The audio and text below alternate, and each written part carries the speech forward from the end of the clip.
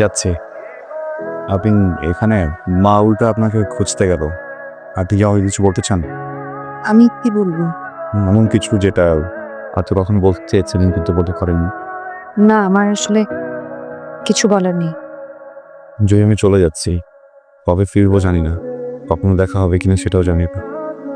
যদি কিছু বলার থেকে বলে দিতে পার। সরি। কেন? এই যে আমার জন্য আপনি আপনার প্রিয় মানুষটাকে সারা জীবনের জন্য হারিয়ে ফেললেন। এটা আপনার জন্য, কি এটা? ডিভোর্সের।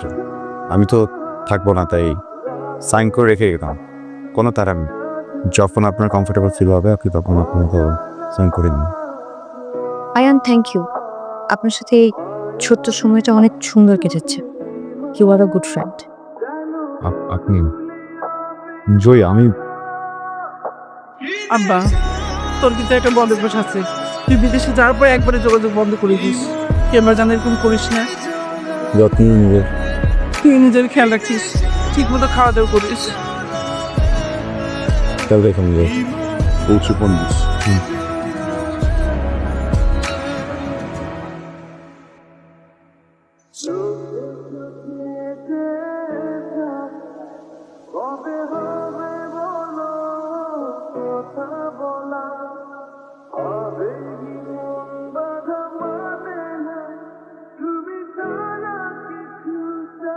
প্রিয় বউ, আমি আসলে খুব সরি। এই পুরোটা সময় হাজবেন্ড হিসেবে যেভাবে থাকা উচিত ছিল সেইভাবে থাকতে পারিনি। আসলে এত অল্প সময় ব্যাপারটা মেনে নেওয়া আমার জন্য খুব কঠিন ছিল। দেশে আসতে না আসতেই বিয়ে, তারপর প্রমের বিষয়টা, সবকিছু মিলিয়ে আমি একটু পেঁচিয়ে ফেলেছিলাম। হয়তোবা প্রমের সাথে বিচ্ছেদের দিন আমি একটু খারাপ ফিল করছিলাম, কারণ এই সম্পর্কটা আমার আর আপনারই ছিল। ওই দিন রাতে যা কিছু হয়েছিল এই পুরোটা এই জন্য হয়নি যে আমি ড্রাঙ্ক ছিলাম। আপনি আমার ওয়াইফ, আমি আপনার হাজব্যান্ড। আসলে একটা অধিকারের জায়গা আছে, কিন্তু এরপর কি বলবো না বলবো বুঝে উঠতে পারছিলাম না। ভেবেছিলাম হয়তো আপনি কিছু বলবেন, আপনিও কিছু বলেননি, আর আমিও কিছু ফেস করতে পারছিলাম না।